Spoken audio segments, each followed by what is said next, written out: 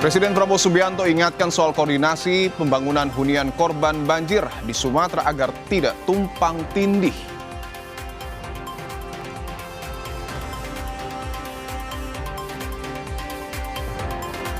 Polisi terapkan sistem satu arah atau one way dari Puncak ke arah Jakarta di hari pertama Tahun Baru 2026.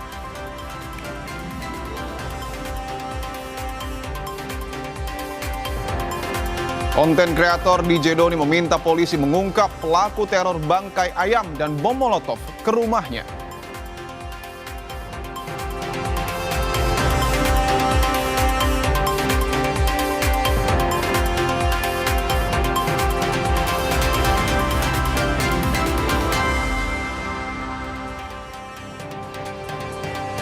Halo, selamat sore saudara. Anda menyaksikan program Berita Kompas Petang.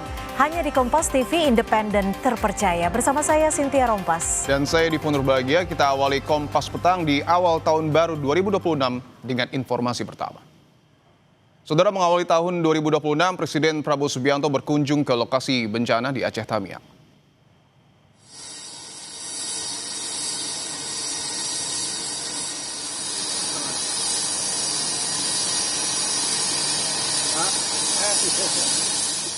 Setelah mendarat di Lanut Suwondo, setelah sebelumnya melewati malam pergantian tahun di Kabupaten Tapanuli Selatan, Prabowo naik helikopter menuju Aceh Tamiang. Untuk titik pertama, Prabowo akan menuju titik lokasi pembangunan hunian sementara korban banjir dan longsor di Aceh Tamiang.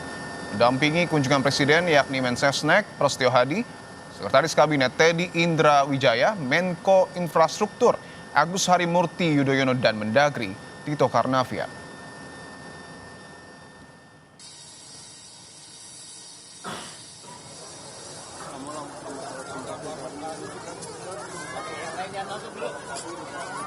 Presiden meninjau lokasi pembangunan 600 rumah hunian sementara bagi korban bencana banjir dan longsor di Aceh Tamiang. Presiden memuji kerja Danantara 8 hari dapat membangun ratusan hunian. Presiden tegaskan pemerintah selalu memikirkan bagaimana mengurangi penderitaan warga, sehingga jika ada hal-hal yang dikritik, itu adalah peringatan bagi pemerintah.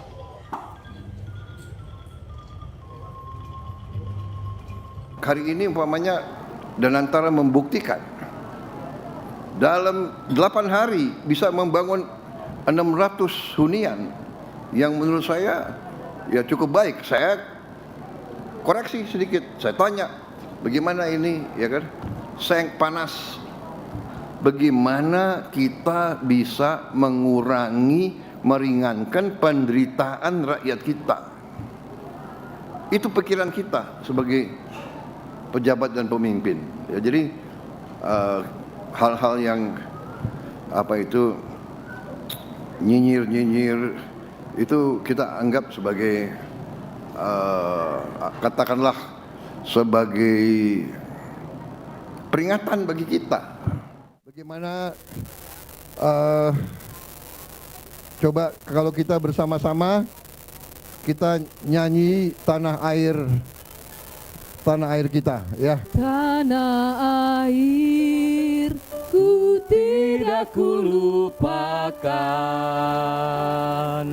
kan terkenang selama hidupku. Di tengah malam pergantian tahun di wilayah yang masih diselimuti duka akibat banjir bandang, sebuah momen penuh makna tercipta di Tapanuli Selatan, Sumatera Utara. Presiden Prabowo Subianto yang memilih menghabiskan malam tahun baru bersama korban bencana menyampaikan pidatonya di depan warga terdampak banjir bandang. Tak ada pesta ataupun kemeriahan jelang pergantian tahun. Presiden justru mengajak warga bersama-sama menyanyikan lagu Tanah Airku. Sebuah lagu nasional yang syarat akan pesan. Presiden juga meminta warga untuk tetap optimistis dalam menghadapi tahun 2026. Presiden menegaskan dirinya tidak akan pernah meninggalkan rakyatnya.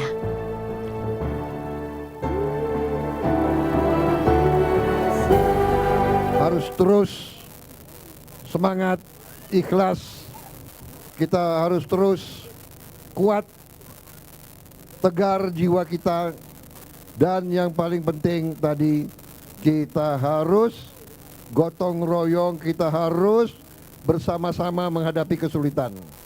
Dan percayalah bahwa pemerintahmu, bahwa pemimpin-pemimpinmu, bahwa presidenmu tidak akan pernah meninggalkan saudara-saudara sekalian.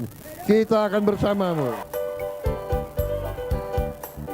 Pada kesempatan ini, Bupati Tapanuli Selatan Gus Irawan Pasaribu menyatakan saat ini sebagian warganya sudah meninggalkan pengungsian untuk menetap sementara di lokasi yang lebih baik dengan menggunakan dana tunggu hunian yang sudah dibayarkan sebanyak 3 bulan. 60% yang kemudian ditampung di pengungsian nanti ini sudah akan kembali bisa untuk nyewa di rumah-rumah yang lebih layak dengan keluarga maupun kemudian di rumah-rumah kaum kerabat dengan memberikan dana tunggu hunian 600.000 per bulan yang sudah kemudian dibayarkan sekaligus untuk 3 bulan. Buat apa sedih? Buat apa sedih? Sedih itu tak ada gunanya. Usai bermalam dan merayakan Tahun Baru di Tapanuli Selatan, Presiden Prabowo Subianto melanjutkan kunjungannya ke Aceh Tamiang, Aceh. Presiden meninjau langsung pembangunan hunian sementara yang dibangun Danantara bagi warga terdampak banjir. Tim Liputan, Kompas TV.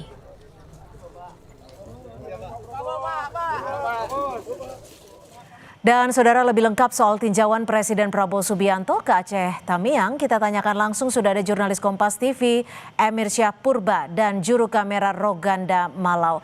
Emir, apa saja evaluasi yang disampaikan Presiden Prabowo saat meninjau lokasi bencana Aceh Tamiang, khususnya hunian sementara ini?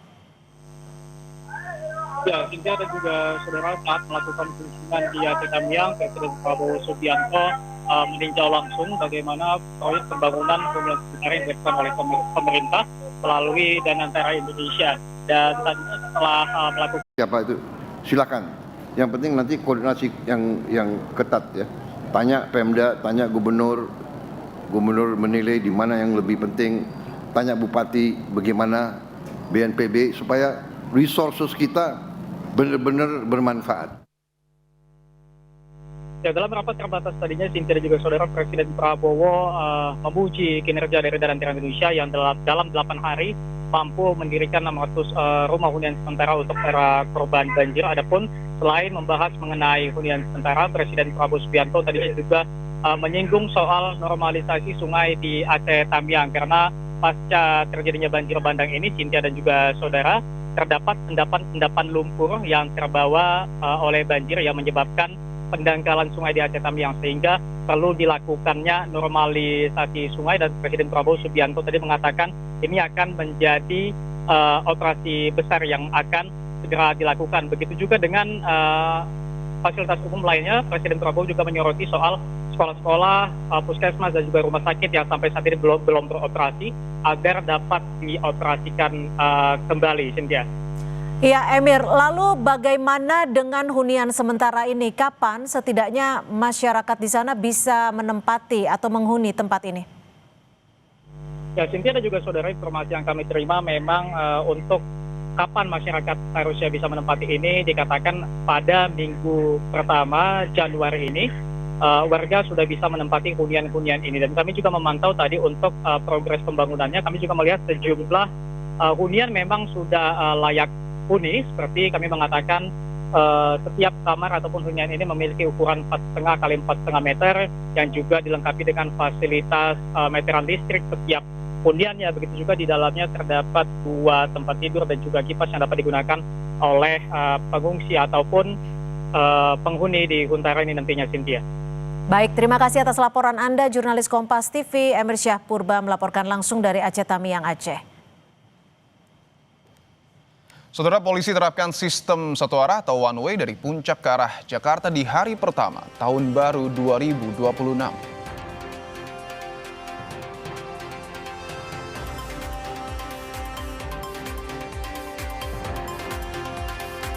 Konten kreator DJ Doni meminta polisi mengungkap pelaku teror bangkai ayam dan bom molotov ke rumahnya.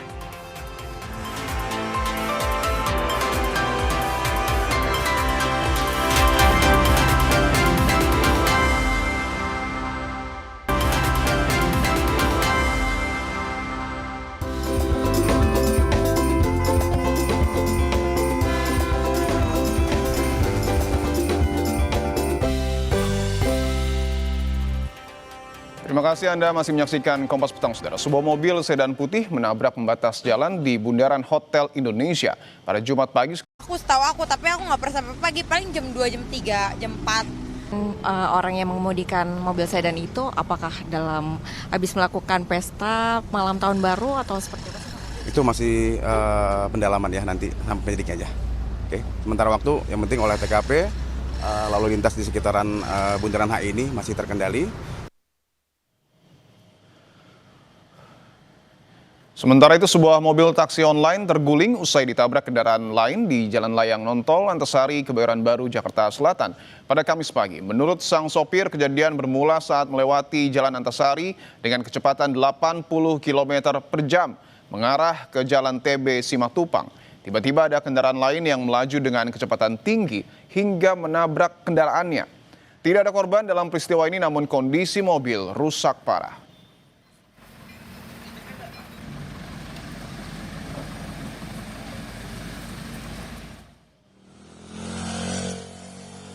Situasi arus lalu lintas di kawasan Puncak Gadok terpantau lancar, Saudara. Pada Kamis siang, polisi telah menerapkan rekayasa lalu lintas satu arah sehingga lalu lintas dari arah Puncak menuju Gadok terpantau lancar.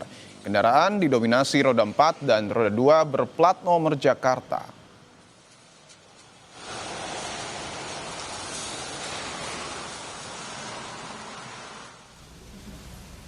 Sementara di kawasan wisata Lembang, Bandung Barat, arus lalu lintas padat merayap oleh kendaraan wisatawan. Antrean kendaraan bahkan memanjang hingga kawasan Setiabudi, Kota Bandung.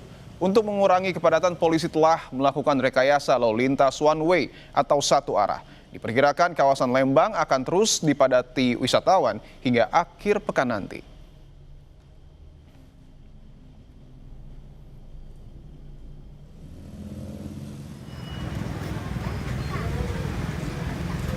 Di Malioboro, Yogyakarta, wisatawan masih memadati kawasan ini untuk liburan tahun baru.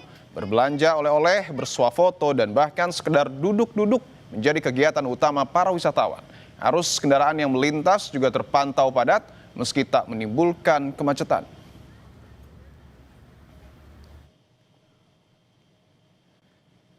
Situasi lalu lintas terkini di Gadok, Puncak, Bogor, Jawa Barat. Kita tanyakan ke jurnalis Kompas TV, ada Rahma Piliang, dan juru kamera Alfa Farid. Rahma, selamat petang. Bagaimana situasi arus lalu lintas di sana? Apakah saat ini masih diberlakukan sistem one way? Ya, hingga saat ini masih diberlakukan sistem one way. Ini dari arah Puncak menuju Jakarta. Diperoleh juga saudara tadi diberlakukan sejak pukul 11:30 siang dan hingga sekarang ini menjelang petang masih diberlakukannya sistem satu arah atau one way dari arah Puncak menuju Jakarta. Dan dari tadi kami sempat mewawancarai dari KBO Satlantas Polres Bogor dan disebutkan bahwa kapan untuk one way ini ditutup atau dihentikan begitu ya, atau dibuka kembali untuk dua jalur. Ini akan melihat bagaimana jumlah kendaraan yang ada di kawasan Puncak. Jika jumlah kendaraan dari kawasan Puncak ini sudah mulai melandai gitu atau sudah mulai berkurang jumlahnya, maka akan dibuka dari arah Jakarta menuju ke arah Puncak.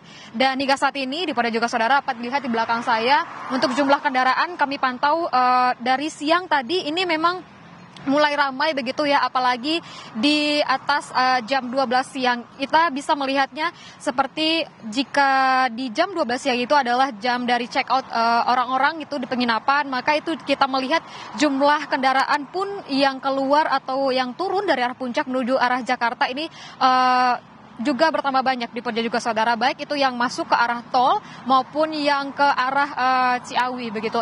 Nah sebaliknya di Purja juga saudara, tadi juga sesaat sebelum sistem one way atau satu arah diberlakukan dari arah Puncak menuju arah Jakarta, ini sempat diberlakukan juga sistem one way dari arah Jakarta menuju arah Puncak sekitar 1 jam dari pukul 10:30 hingga pukul 11:30 siang.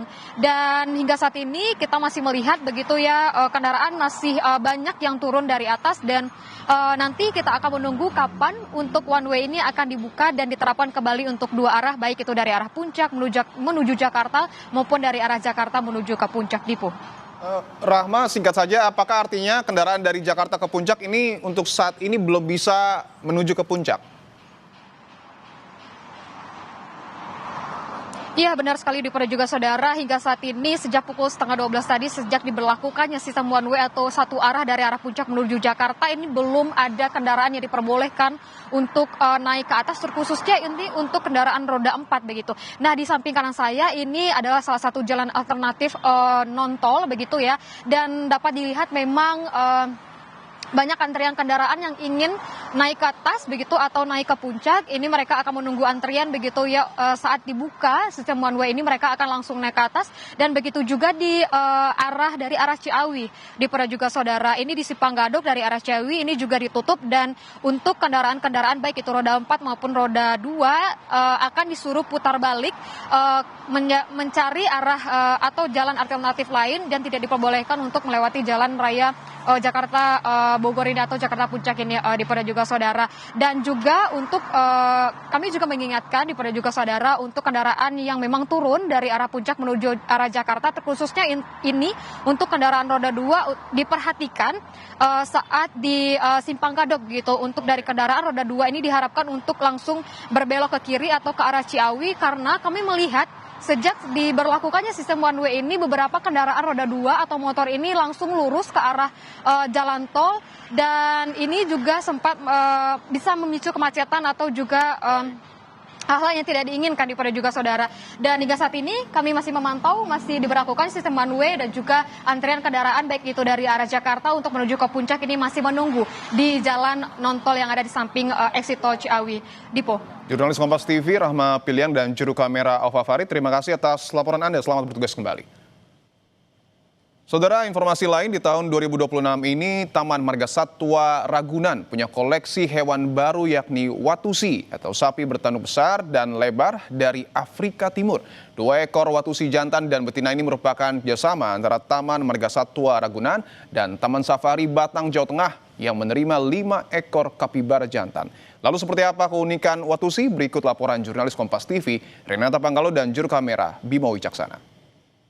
Saudara, di libur Natal dan Tahun Baru ini ada yang spesial di Taman Marga Satwa Ragunan. Jadi di periode ini Taman Marga Satwa Ragunan kedatangan satu koleksi hewan terbaru yang namanya watusi.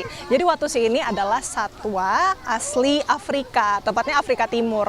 Nah, ada 2 ekor yang ada di sini. Ini merupakan pertukaran kado gitu istilahnya dari Taman Safari Batang, Jawa Tengah yang memberikan 2 ekor watusi jantan dan betina, dan kemudian dari Ragunan ini memberikan 5 ekor kapibara. Nah, bisa dilihat ya, memang jadi yang ikoniknya ini adalah tanduknya yang besar, saudara.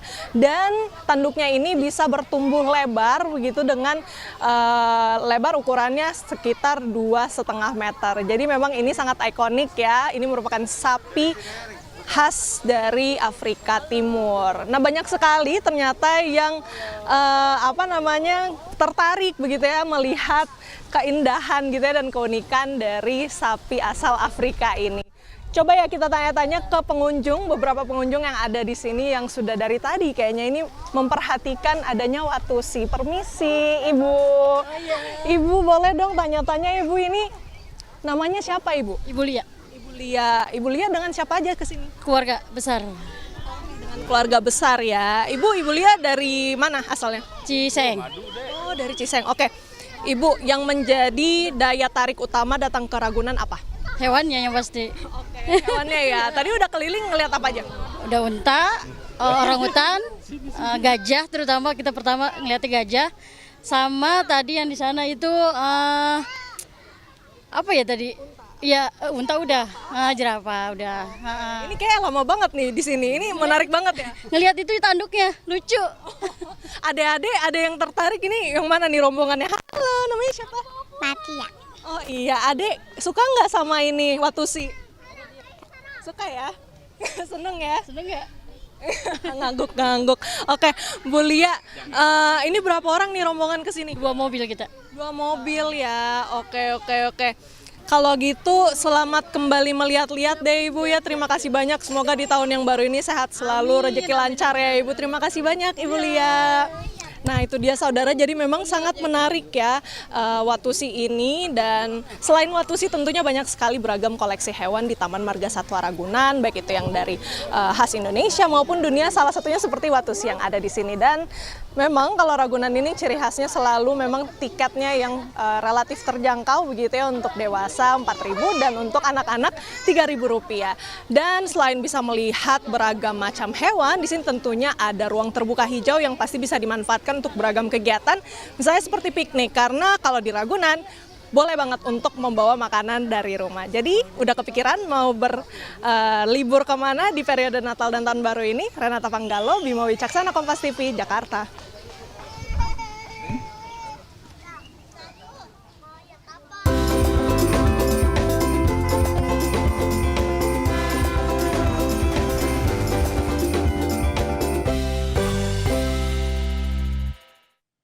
Saudara, konten kreator DJ Doni meminta polisi mengungkap pelaku teror bangkai ayam dan bom molotov ke rumahnya. Informasi selengkapnya akan kami hadirkan usai jeda. Tetaplah di Kompas Petang.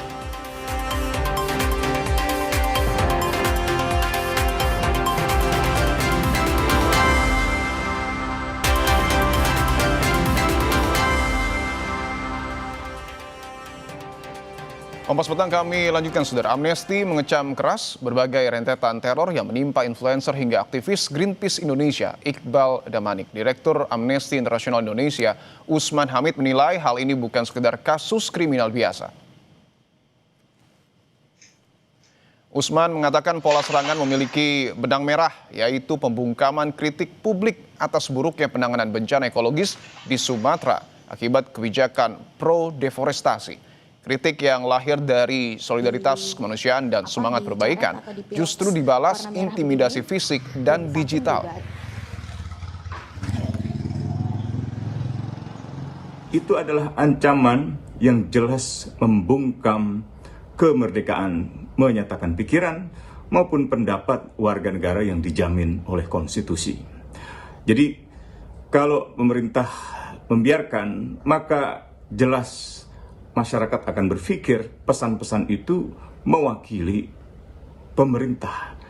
Dan sebaliknya, kalau tidak ada orang-orang pemerintah atau unsur negara yang terlibat, termasuk aparat keamanan, maka seharusnya segera dibuka, segera diusut, dan pelakunya ditangkap. Ternyata mobilnya juga dicoret atau dipiloks warna merah begini. Teror terhadap influencer dan aktivis yang terjadi menuai kecaman publik. Influencer asal Aceh, Shirley Anavita, mengungkapkan teror terjadi usai dirinya ikut memberikan pandangan terkait bencana di Sumatera. Dirinya mengaku dikirimi paket telur busuk dan aksi vandalisme terhadap kendaraan pribadinya. Teror juga terjadi pada Raymond Doni Adam alias DJ Doni. Selain mendapat kiriman bangkai hewan dan surat bernada ancaman, rumah Doni juga dilempari bom molotov oleh 2 orang tak dikenal. Atas teror yang terjadi, Doni melaporkan dugaan pengancaman dan teror ke polisi. Melempar paket. Paket itu di lakban coklat, Tupperware, isinya bangkai ayam dengan kepala terputus, beserta ada catatan tulisan ancaman. Terus kemudian 2 hari kemudian subuh tadi tanggal 31 dini hari pukul 3.12 ada 2 orang mengarah dari taman sana datang ke sini sampai depan rumah saya, mundur sedikit baru melempar bom molotov. Sudah dilaporkan ke Polda ya? Sudah, langsung Polda laporkan. Bukti-buktinya, bukti ancaman, surat ancaman, terus apalagi tadi bukti bom molotovnya yang pecah sumbunya juga masih ada. Manajer kampanye iklim dan energi Greenpeace Indonesia, Iqbal Damanik pun tak luput dari serangan teror. Serupa dengan Doni, Iqbal mendapat kiriman bangkai hewan. Greenpeace menilai sulit untuk tidak mengaitkan teror dengan upaya pembungkaman terhadap orang-orang yang gencar menyampaikan kritik atas situasi Indonesia saat ini. Greenpeace Indonesia menduga ini sebagai bentuk teror terhadap kerja Iqbal sebagai pengkampanye Greenpeace yang belakangan banyak mengkritik pemerintah ihwal penanganan bencana Sumatera. Ancaman yang serius kepada kebebasan sipil, kebebasan berekspresi, dan demokrasi kita. Ancaman dalam bentuk bangkai ayam dengan pesan yang mengancam tersebut karena kekritisannya terhadap upaya-upaya penanganan bencana di Sumatera yang dipandangnya dan kami pandang tidak maksimal. Merespons teror yang terjadi pada influencer, kreator konten hingga aktivis, Komisioner Kompolnas Muhammad Khairul Anam mengecam tindakan itu. Anam meminta polisi mengusut dan mengungkap pelaku hingga dalang teror. Ya, apapun motivasi, apapun bentuk dan tujuan dari teror tersebut itu merugikan kita semua. Apa yang mereka lakukan itu bagian dari hak yang dilindungi oleh konstitusi kita, dilindungi oleh undang-undang kita, dilindungi oleh prinsip-prinsip hak asasi manusia. Oleh karenanya penting ya kepolisian untuk mengungkap siapa pelaku di balik aksi teror ini dan siapa di balik dalang ini. Teror yang terjadi pada sejumlah influencer terjadi pada rentang waktu yang berdekatan di akhir Desember 2025. Mulai dari ancaman melalui media sosial hingga paket berisi surat yang disertai bangkai hewan. Kini publik menanti kepolisian dalam mengusut motif dan pelaku teror yang menimpa sejumlah influencer dan aktivis. Tim Liputan, Kompas TV. Dalam perkembangan terbaru, kreator konten Ramon Doni Adam atau dikenal DJ Doni menjelaskan tujuannya melaporkan teror atau ancaman kepada dirinya. Selain merasa teror merupakan ancaman pembunuhan, juga berharap agar pelaku dapat terungkap. Hal itu disampaikan kepada jurnalis Kompas TV Tifal Solesa dan juru kamera Feriska Ibanuel. Dalam beberapa waktu terakhir ini, sejumlah pemengaruh atau influencer maupun konten kreator hingga aktivis mendapatkan teror dari kelompok orang tak dikenal dan beberapa di antaranya berujung pada laporan polisi. Harapannya bisa diketahui siapa yang melakukan tindakan itu dan apa tujuannya. Salah satu pemengaruh atau pembuat konten alias konten kreator yang mendapatkan hal yang sama, persisnya mendapatkan teror lemparan bom molotov hingga bangkai hewan di kediamannya di kawasan Jakarta adalah Ramon Doni Adam, atau mungkin Anda, saudara, mengenalnya lewat media sosial Instagram dengan akun DJ Doni ya Bang ya. Jadi boleh diceritakan lagi, awalnya saat itu secara kronologi kapan dan apa yang Anda ketahui soal teror itu? Jadi awal mulanya itu tanggal 29 malam pukul 20:44, itu ada dua orang mengendarai sepeda motor Matic berwarna merah, datang ke rumah saya, lalu yang satu turun melempar sebuah paket ke dalam. Saya buka, di dalamnya itu jadi ada kertas 3 lembar ancamannya jika kamu masih bersuara di media sosial, nasib kamu akan seperti ayam ini. Kalau bisa dibilang nih, ya ancaman pembunuhan sebenarnya, bukan teror lagi. Hari subuh tanggal 31 dini hari pukul 3:12 ada dua orang berjalan dari arah taman sana. Berjalan pelan-pelan, satu menggunakan jas hujan warna hijau, satu lagi cuma pakai jaket hitam. Sampai ke depan rumah saya, terus dia mundur lagi, terus dia melempar bom molotov. Nah, bom molotov itu setelah dinyalakan, langsung dilempar. Untungnya bom molotov itu di sumbunya mati. Lempar mengenai ini. Kenanya kemana itu? Boleh dijelaskan dulu posisi persisnya dari mana? Ke tembok sini. Oke. Di tembok sini, terus kacanya pecah. Kena mobil kacanya, ini masih ada nih, ini masih ada butirannya nih, butiran kacanya nih, pecahan kacanya, terus sumbunya ke bawah. Sampai sekarang masih dapat teror juga nggak? Sekarang belum ada. Dugaan apa yang Anda laporkan? Ya masih teror kemarin tuh. Setelah saya melaporkan, harusnya berbuah hasil yang baik. Dengan ditemukannya pelaku ini, semua jadi clear. Jadi masyarakat bisa percaya penuh kepada penegakan hukum di Indonesia. Kami apresiasi Anda sudah mau berbicara untuk Kompas TV kali ini di hari libur tahun baru kali ini. Thank you Bung Doni untuk waktunya berbicara bersama Kompas TV. Harapannya itu tadi karena tindak lanjutnya sudah berujung pada laporan polisi. Polisi sudah datang kemari melihat TKP dan menyimpan barang bukti sebagai proses awal penyelidikan. Harapannya ditemukan siapa pelaku di balik teror ini. Tifal Solesa, Feriska Immanuel, Kompas TV, Jakarta.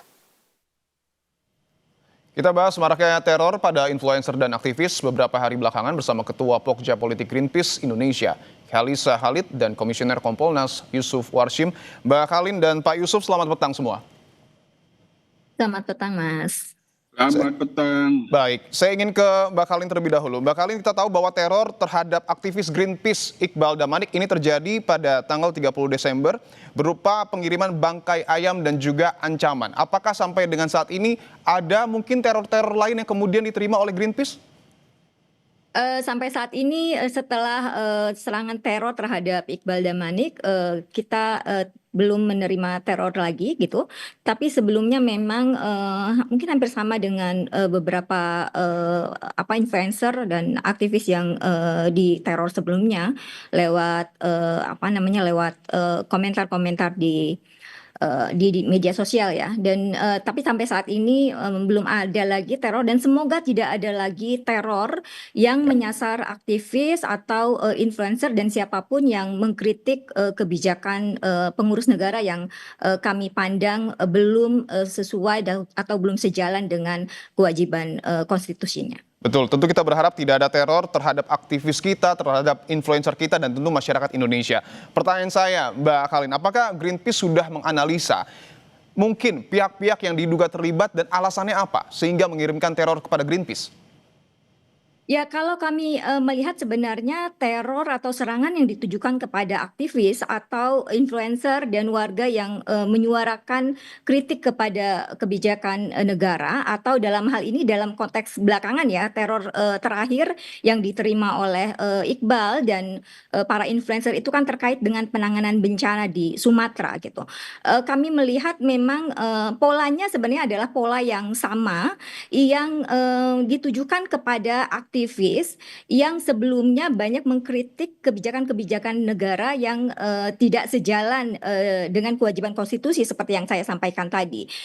Polanya adalah pembungkaman gitu. Polanya adalah pembungkaman agar aktivis dan atau warga dan para influencer tidak lagi mengkritik pemerintah. Jadi jelas ini adalah pola yang sistematis dan ini bukan hal yang baru ya. Yang terakhir memang terkait dengan penanganan bencana di Sumatera. Tapi sebelumnya kita tahu gitu, kritik kepada pemerintah dijawab dengan teror misalnya kepada kawan-kawan jurnalis Tempo gitu dan kawan-kawan aktivis yang lain. Jadi selain teror juga ada kriminalisasi terhadap aktivis. Nah, ini sebenarnya kami melihat adalah buruknya tata kelola negara dalam melihat demokrasi di Indonesia. Jadi suara publik, suara rakyat, suara aktivis itu dianggap sebagai sebuah ancaman bagi negara. Dan menurut kami tidak ada yang punya kekuatan itu gitu ya. Selain alat-alat negara yang memiliki alat-alat atau instrumen yang cukup untuk melakukan itu. Baik, saya ingin ke Pak Yusuf. Pak Yusuf, apakah Kompolnas memiliki informasi siapa sesungguhnya pihak yang mungkin saya diduga melakukan teror kepada aktivis dan influencer kita? Baik, terima kasih. Jadi kita sangat prihatin ya. Di dalam negara demokrasi ada pihak-pihak yang di dalam merespon kebebasan berpendapat, bersuara dengan cara-cara yang tidak demokratik ya. Itu yang pertama. Yang kedua, dan kita juga mengapresiasi apa yang dilakukan oleh Bung DJ Doni yang telah membuat laporan polisi. Nah, tentu dalam pantauan Kompolnas yang sudah dilaporkan itu ditindaklanjuti oleh pihak kepolisian, lebih tepat Polda Metro Jaya. Sudah langsung ke TKP. Kami kira ini yang harus terus kita dorong agar diusut bagaimana dan siapa pelakunya tentu semuanya itu dalam kewenangan penyelidik dan penyidik untuk mendapatkan bukti-bukti Bung Dipo. Oke, dan salah satu buktinya Pak Yusuf adalah rekaman CCTV. Tidakkah ini memudahkan polisi untuk menangkap pelakunya? Ya, itu tentu semuanya kan harus diselidiki, termasuk CCTV. Kan harus diselidiki apakah memang dalam CCTV tersebut sudah terlihat terang yang patut diduga, yaitu semuanya harus diselidiki.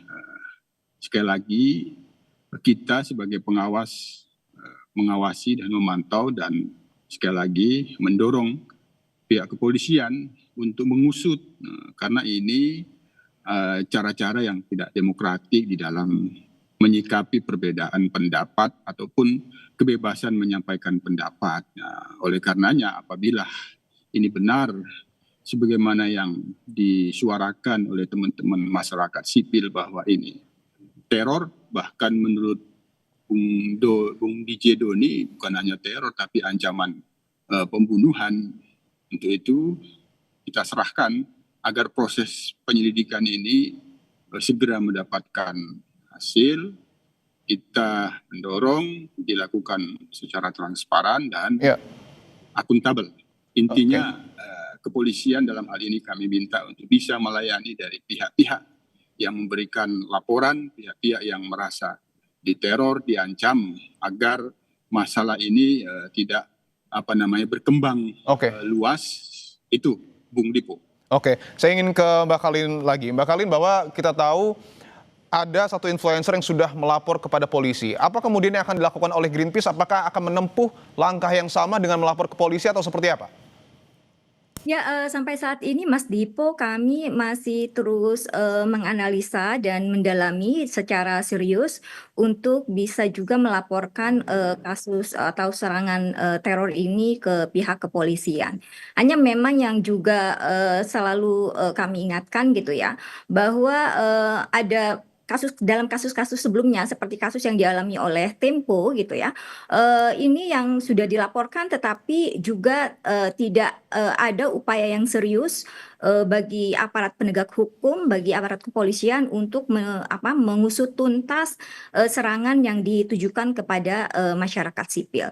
Tapi sekali lagi kami sedang mendalami secara serius untuk juga bisa melaporkan kasus ini, dan juga tentu saja bukan hanya Greenpeace tapi juga bersama dengan teman-teman organisasi masyarakat sipil lain yang telah mendukung mendukung suara kami, mendukung Iqbal Damanik untuk terus berani bersuara, karena sebenarnya tujuan dari teror ini adalah membungkam suara kritis masyarakat sipil. Mbak Alin, saya izin tanyakan, ketika bangkai ayam itu dikirimkan, sebelumnya juga ada nada ancaman kalau tidak salah yang diterima oleh Iqbal Damanik. Mungkin bisa ditekankan lagi ancamannya itu seperti apa? Ya, sebenarnya ancamannya secara umum adalah meminta agar Iqbal menjaga ucapannya gitu ya. Dan sebenarnya ancamannya bukan hanya ditujukan kepada Iqbal tapi juga kepada keluarganya gitu.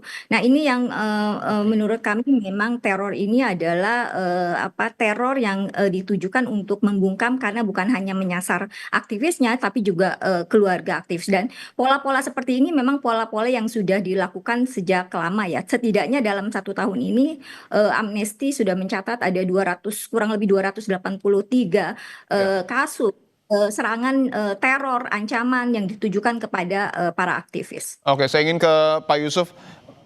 Pak Yusuf, apakah kemudian hal ini akan mudah diungkap? Karena tadi seperti yang disampaikan oleh Mbak Alin bahwa kasus-kasus sebelumnya polisi dalam tanda kutip seakan tidak serius. Ya, untuk sementara dalam hal yang terakhir ini kan, akhir Desember ini memang tidak dialami oleh DJ Doni ya. Kita sudah pantau pihak-pihak lain juga seperti yang disebutkan Mbak Khalisa tadi. Nah, oleh karenanya agar ini tidak menjadi PR-PR berikutnya, ini jangan sampai mandek gitu. Tentu sekali lagi Bung Dipo, kita junjung profesionalisme penyidik. Dalam hal ini kita sepenuhnya memberikan kewenangan itu pada penyidik, tapi kita awasi. Kami akan terus memantau dan minta update perkembangan, karena dari peristiwa yang dialami Bung Doni ini dan yang lainnya, sekali lagi memang kalau kita pantau dari yang diduga bukti-bukti ancaman, intimidasi atau teror itu memang tidak bisa dibenarkan, dan itu harus diusut siapa pelakunya agar tidak berkembang luas, diduga-duga, dihubungkan dengan pihak-pihak kaitannya dengan negara. Tentu semuanya itu kita bekerja berdasarkan bukti-bukti, dan inilah menjadi pekerjaan polisi untuk bisa melayani hukum apa yang dialami oleh teman-teman adanya teror dan ancaman ini. Dan ini juga menjadi tantangan tersendiri untuk Polri di tengah reformasi Polri untuk betul-betul mengusut tuntas siapa pelaku teror terhadap aktivis dan influencer kita. Bagaimana Kompolnas memastikan dan melakukan pengawasan agar hal ini betul-betul diusut tuntas? Ya, sekali lagi proses penyelidikan kan semuanya itu mengumpulkan bukti-bukti yang sudah langsung cepat direspon oleh pihak Polda Metro Jaya, menurunkan Inafis untuk mengelola TKP di rumah Bung Doni. Saya kira itu menunjukkan bahwa Polri berkomitmen kuat di akhir 2005 dan di awal tahun 2026 ini, menunjukkan bahwa Polri akan benar-benar bisa diharapkan dan dipercaya oleh masyarakat. Itu yang kita dorong. Oke, tentu kita berharap pelaku teror ini dapat diusut tuntas dan 2026 tercipta reformasi Polri yang tentu akan berpengaruh baik untuk masyarakat kita. Terima kasih Pak Yusuf dan juga Mbak Alin telah bergabung di Kompas Petang. Saudara, usai jeda, usai menetapkan 2 tersangka, polisi kembali menangkap 1 tersangka baru. Tersangka diduga menjadi pelaku pengerusakan terhadap rumah Nenek Elina.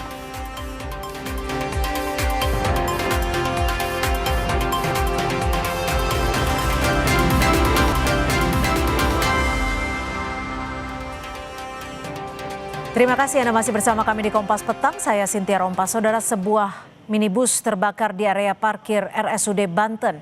Kejadian ini sempat memicu kepanikan pasien dan keluarga yang tengah berada di lokasi. Mobil kebakaran.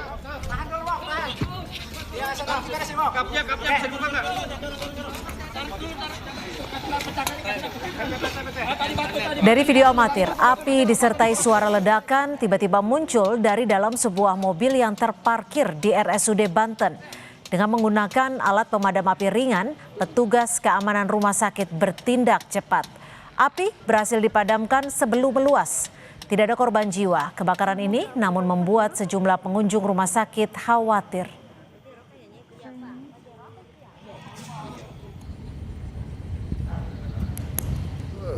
Sempat rame, ada mobil itu terbakar itu. Nah, kita juga nggak tahu tuh penyebabnya apa. Katanya informasi terakhir ada api, ada sempat ledakan juga dari dalam mobilnya itu.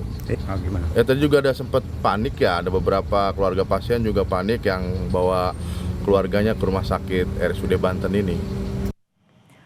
Saudara, gunungan sampah di Bantar Gebang, Bekasi, Jawa Barat longsor hingga menimpa 3 truk sampah yang melintas. Akibatnya semua truk ini terperosok ke kali.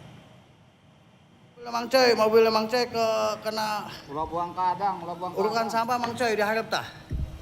Gunungan sampah setinggi 40 meter di tempat pengolahan sampah terpadu Bantar Gebang sudah terlalu tinggi, ditambah guyuran hujan hingga akhirnya longsor dan menimpa 3 truk sampah. Untuk mengangkat badan truk dari dalam kali, sejumlah alat berat dikerahkan. Para awak truk sampah langsung dievakuasi dan hanya mengalami luka ringan.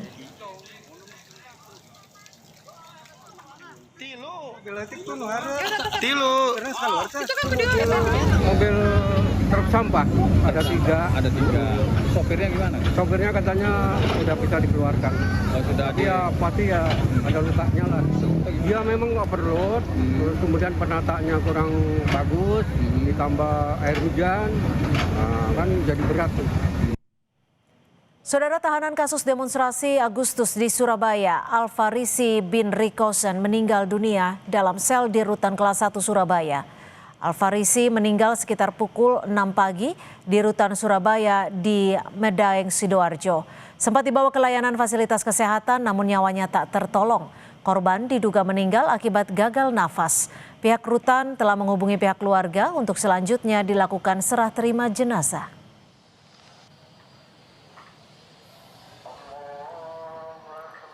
Yang di hasil diagnosa dari tim kesehatan itu karena gagal pernapasan. Jadi sempat mau dibawa ke klinik, jadi dari kamar dia keluar ke kamar mau dibawa ke klinik, namun terjadi perjalanan itu dia meninggal. Menyampaikan jadi sebenarnya almarhum ini sejak kecil punya riwayat biasa kejang-kejang. Saudara, sejumlah parpol secara terbuka mendukung usulan pilkada dilakukan lewat DPRD. Sedangkan PDI Perjuangan menilai hal itu mengebiri hak dasar berdemokrasi. Pembahasannya kami hadirkan usai jeda. Tetap di Kompas Petang.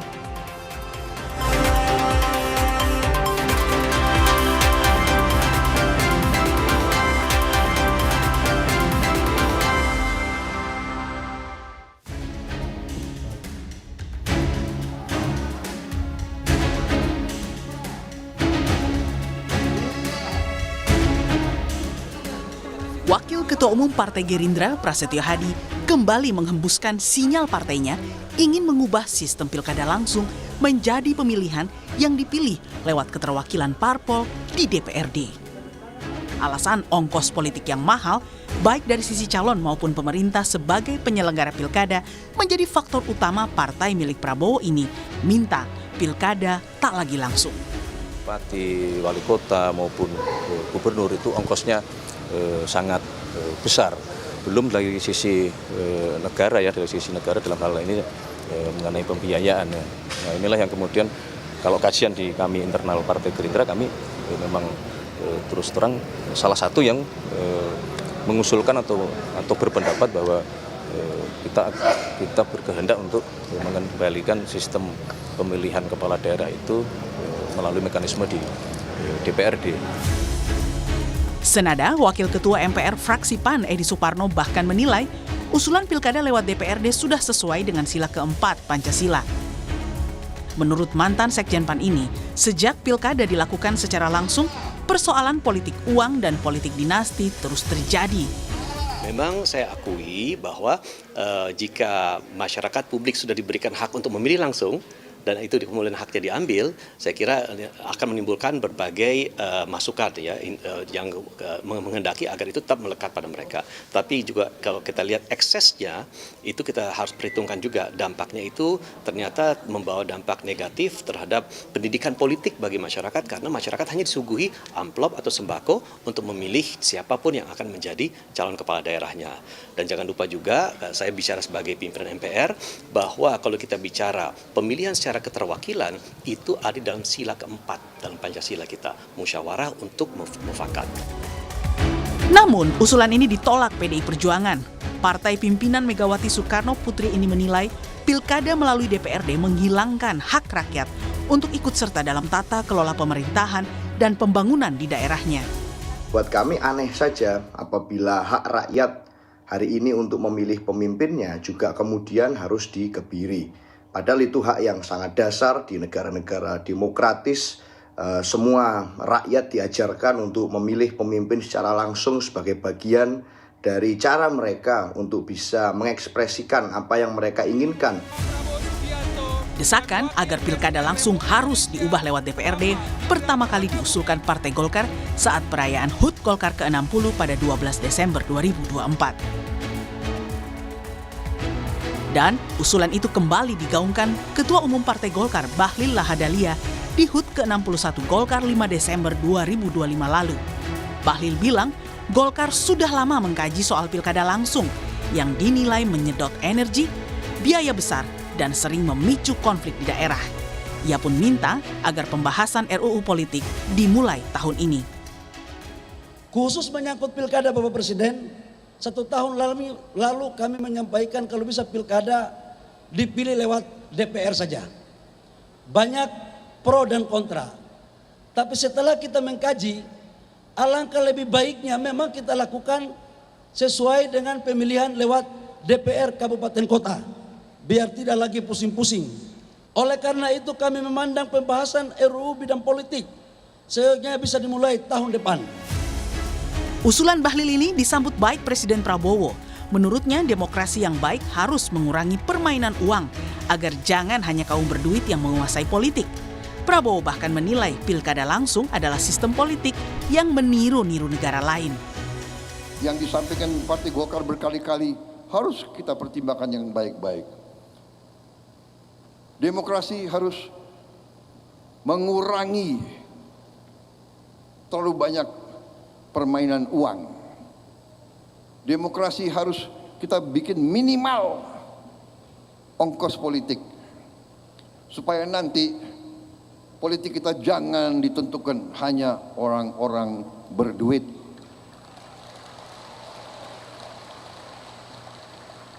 Politik yang mahal ini, politik yang mau niru-niru negara lain, ini saya kira sumber korupsi yang sangat besar.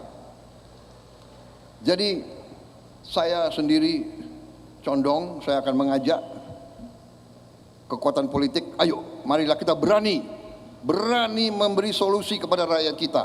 Demokratis, tapi jangan buang-buang uang. Pilihan sebagian partai politik untuk mengubah pilkada tak lagi langsung masih menunggu keputusan seluruh fraksi-fraksi di parlemen. Alasan pilkada langsung jadi biang suburnya politik uang dan dinasti harus dikaji kembali. Karena sejarahnya pilkada diputuskan dilakukan secara langsung agar rakyat bisa memutuskan siapa pemimpinnya, sekaligus menghindari kong-kali-kong parpol di parlemen daerah. Tim Liputan, Kompas TV. Lalu tepatkah menghilangkan politik uang dan mengurangi beban ongkos pemilu yang besar? Satu-satunya dengan mengubah pilkada langsung menjadi pilkada melalui DPRD. Kita akan bahas bersama Ketua DPP PDI Perjuangan Deddy Sitorus dan analis politik Adi Prayitno. Nanti juga akan bergabung bersama kami Wakil Ketua Umum Partai Golkar Bang Ahmad Doli Kurnia. Selamat petang Bang Deddy, Mas Adi. Selamat petang. Cynthia. Selamat petang, selamat tahun baru ya sebelumnya. Tahun baru. Oke, saya ke Bang Deddy dulu. Bang Deddy, ini kan posisi PDI Perjuangan tegas-tegas menolak pilkada melalui DPRD. Tapi apa tanggapan Anda kalau dari Partai Golkar, Gerindra, dan juga PAN ini sepakat ingin diubah karena memang mahalnya biaya politik untuk efisiensi dan juga suburnya politik uang selama pilkada langsung ini berjalan, Bang Deddy? Ya, kalau bicaranya adalah untuk efisiensi, nggak usah ada pemilihan DPRD juga. Sekda aja atau ASN aja bikin jadi kepala daerah, nggak usah kita pilih. Jadi berdasarkan tim pansel aja. Itu sama sekali nggak pakai duit gitu loh. Yang kedua, usul ini disampaikan setelah koalisi pemerintah memenangkan pertarungan 1 tahun gitu. Saya yakin ini kalau diangkat sebelum Pilpres, sebelum Pileg, bubar tuh semua tuh. Jadi saya melihatnya begini, kita harus tanya dulu, pemborosan uang atau politik uang dari sisi mana?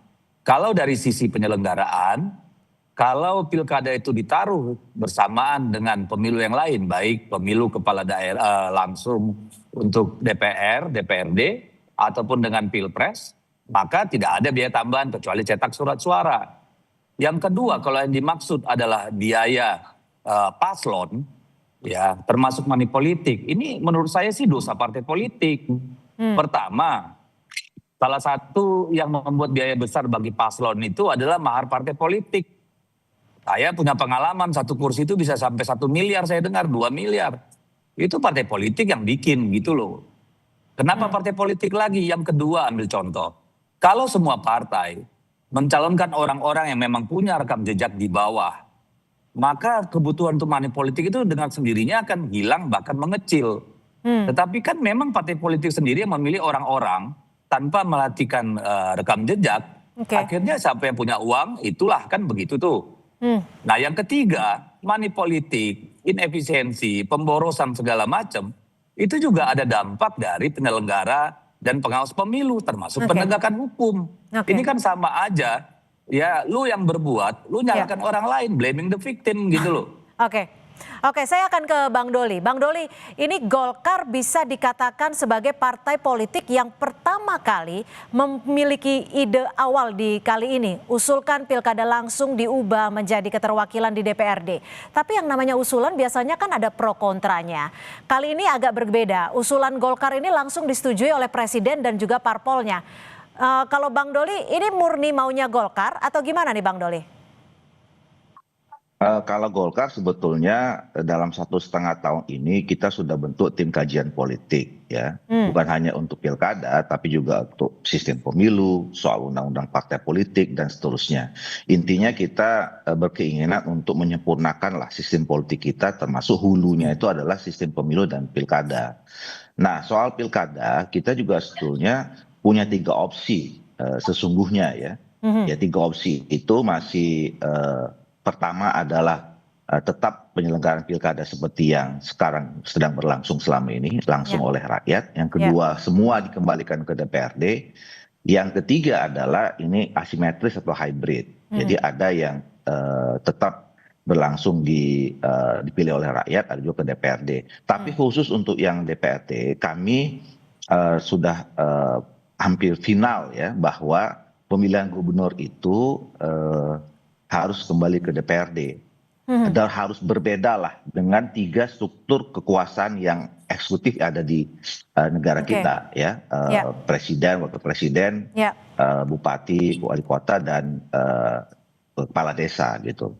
Nah, yang kabupaten kota, nah hybridnya itu ya nanti ini sekarang kita sedang juga terus sebetulnya ingin menguji publik dan menyampaikan aspirasi.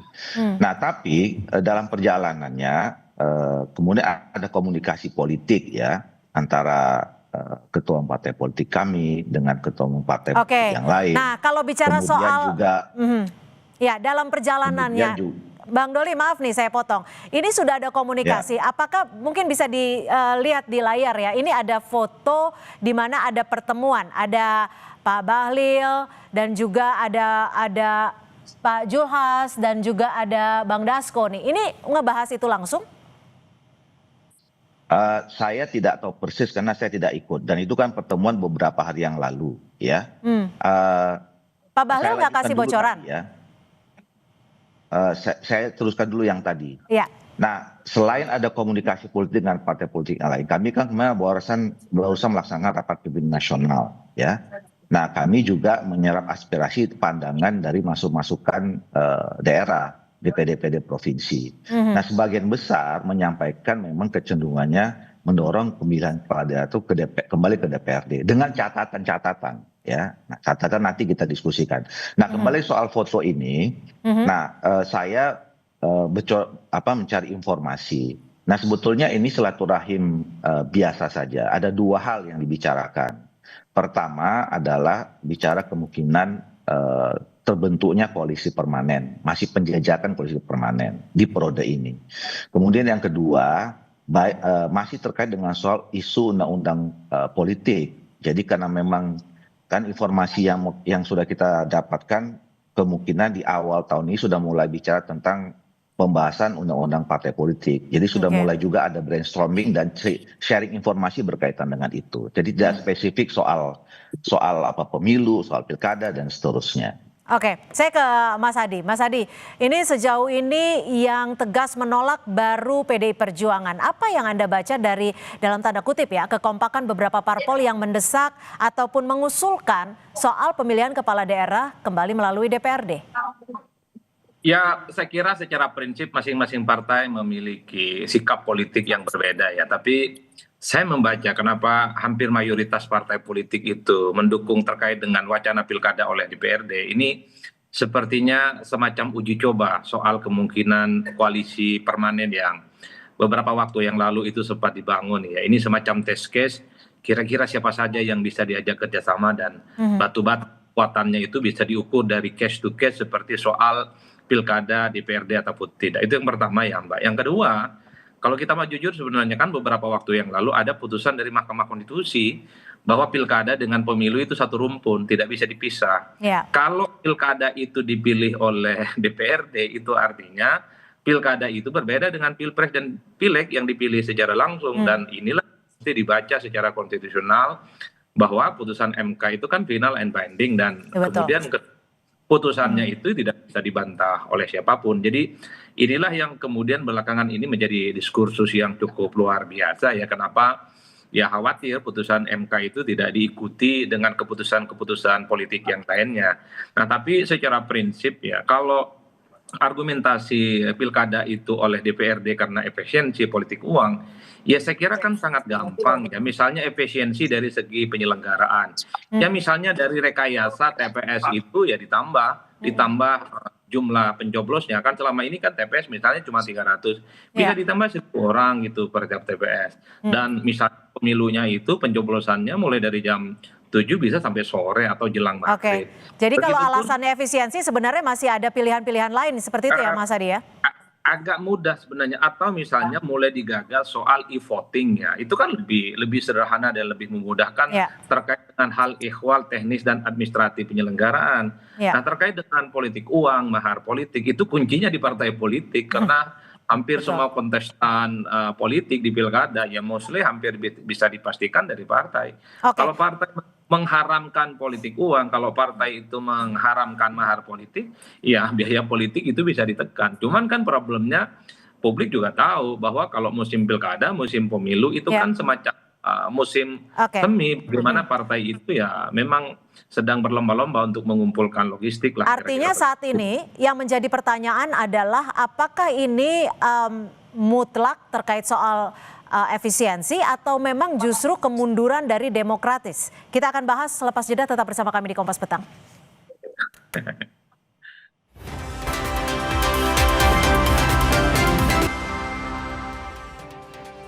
Ya, kita masih membahas soal usulan yang disampaikan agar pemilihan kepala daerah kembali dilakukan melalui DPRD. Bang Doli, oke lah kita tahu pilkada langsung ini memang dinilai mahal.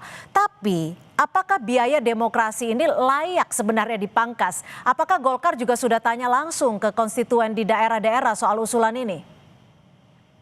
Nah itu, jadi kita sekarang kan sudah punya opsi-opsi, walaupun kemarin hasil rapimnas seperti itu. Nah langkah berikutnya adalah ya kita akan komunikasikan kepada seluruh stakeholder ya, baik partai politik, kemudian ya masyarakat sipil, kampus, kelompok akademis. Nah nanti ini yang kita akan mulai, karena kan endingnya ini semua kan dalam pembahasan undang-undang yang sebetulnya sudah kita tunggu dari beberapa waktu yang lalu.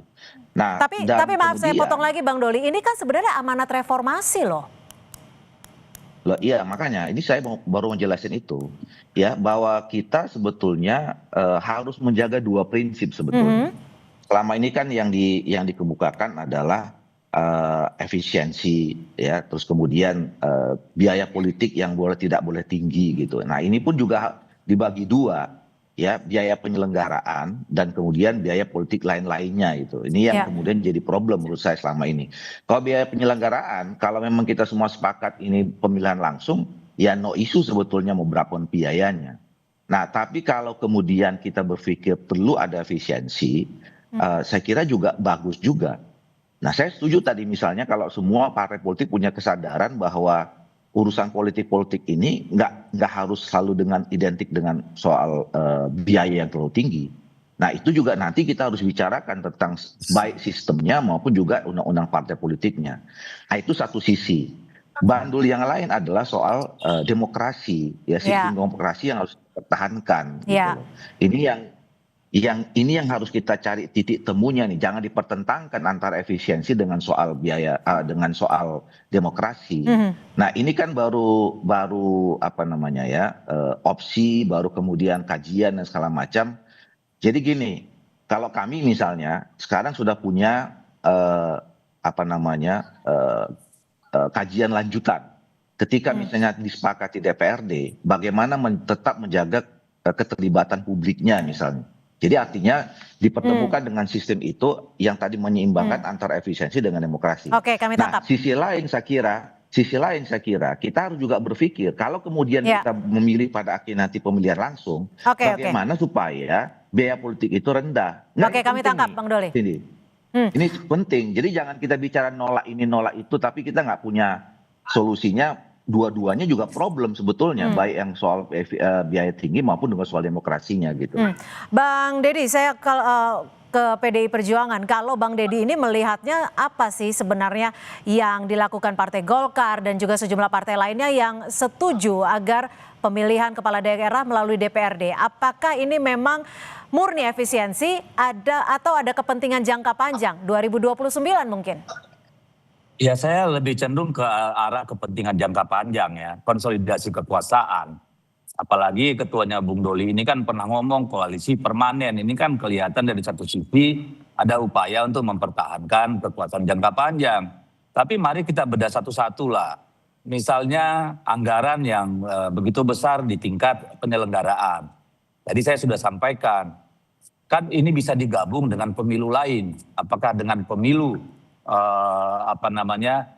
DPRD sebagaimana diputuskan MK, atau digabung dengan Pilpres. Jadi penyelenggaraan hari yang sama, ya.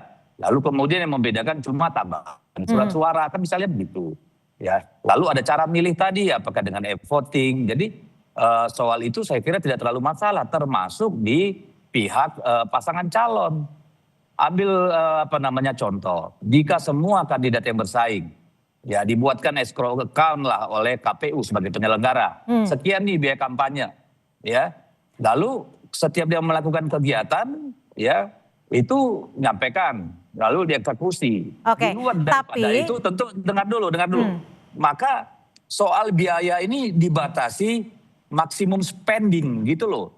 Sehingga tidak ada yang jor-joran main money politik. Nah, money politik kenapa bisa terjadi secara masif? Kan karena penegakan hukumnya nggak jelas, nggak jalan. Nah, ini kan semua harus dilihat. Jadi kalau menilai itu, neracanya harus seimbang. Jangan cuma bilang jeleknya yang A, tapi yang B nggak dihitung jeleknya gimana. Kita sudah ngalamin. Dulu korupsi itu di gedung DPRD, melibatkan partai politik juga. Tapi kalau ini tetap lolos, PDI Perjuangan akan melakukan apa? Apakah akan melakukan lobby-lobby politik mungkin? Nah, kalau ini mau dipaksakan, kami hanya bisa mengembalikan persoalan ini kepada rakyat. Karena kami cuma 16% di DPR. Apakah rakyat Indonesia akan menerima kembali ke masa lalu? Kita dipangku oleh gagasan-gagasan sentralistik kayak begini. Silakan nanti rakyat yang menilai. Ya, saya ke Mas Adi. Mas Adi, kalau yang diusulkan Golkar dan teman-teman ini adalah menurut Anda bentuk koreksi sistem atau sinyal memang untuk adanya sentralisasi pusat?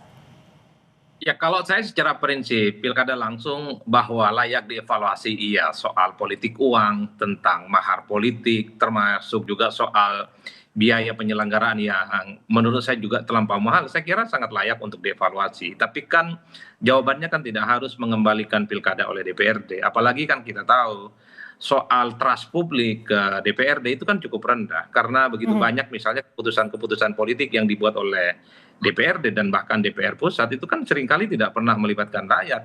Pernah tidak DPRD itu dalam memutuskan keputusan apapun bertanya kepada rakyatnya tempat dia mencalonkan diri di basis konstituennya? Kan tidak pernah melakukan. Jadi itu sebenarnya ditentang bagaimana kemudian masa depan kepala-kepala daerah itu dipasrahkan dan ditentukan oleh mereka yang memang kinerjanya selama ini. Bagaimana ya rakyat itu memang harus menjadi tuan untuk menentukan siapa menjadi kepala daerahnya. Jangan ada kesan bahwa elit ini mulai takut dengan rakyatnya karena di tengah pemilih yang semakin kritis dan semakin rasional, ya pemilih-pemilih yang tidak kompeten dipilih dan dia dihukum dalam pilkada itu. Oke, kami tangkap. Jadi kesan itu yang harus dihindarkan sebenarnya. Tapi bagi saya hal-hal yang sifatnya mahal gampang kok, kuncinya di partai. Kami tangkap Mas Adi. Saya ke Bang Doli, singkat saja Bang Doli, yang menjadi kepemilikan rakyat terkait demokrasi satu-satunya adalah suara.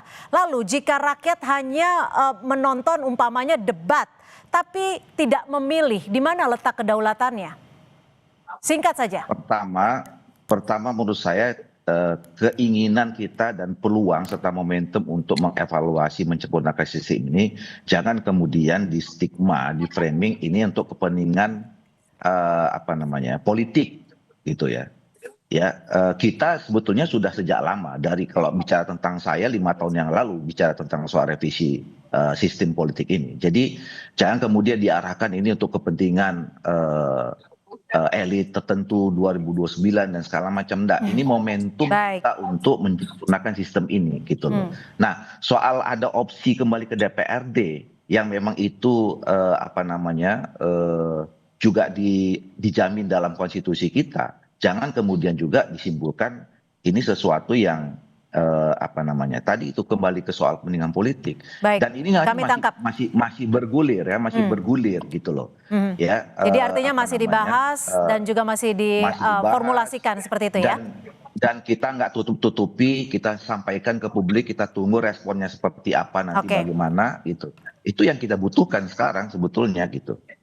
Baik, terima kasih Bang Doli dan juga terima kasih Bang Dedi dan Mas Adi untuk perspektifnya sore hari ini. Terima kasih, selamat sore.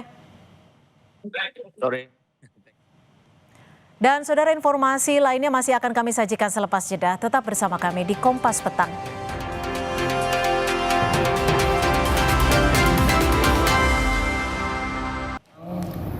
Tersangka yang diduga sebagai pelaku 170 KUHP rumah Nenek Elina. Sama untuk tersangka yang terakhir ini perannya juga turut membantu mengeluarkan Nenek Elina dari rumahnya.